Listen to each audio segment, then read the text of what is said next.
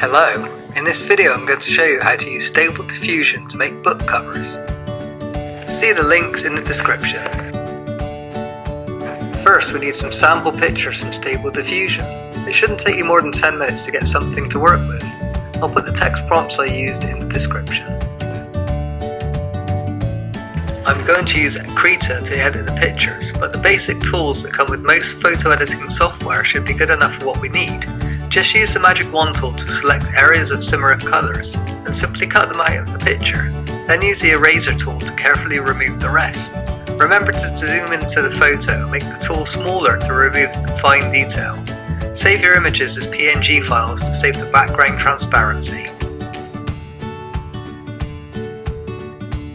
Finally, we can import the final files back into our image editor as layers, and with a little tweaking in size and position, a little blurring and a simple dark gradient to make the title clearer, we have a book cover.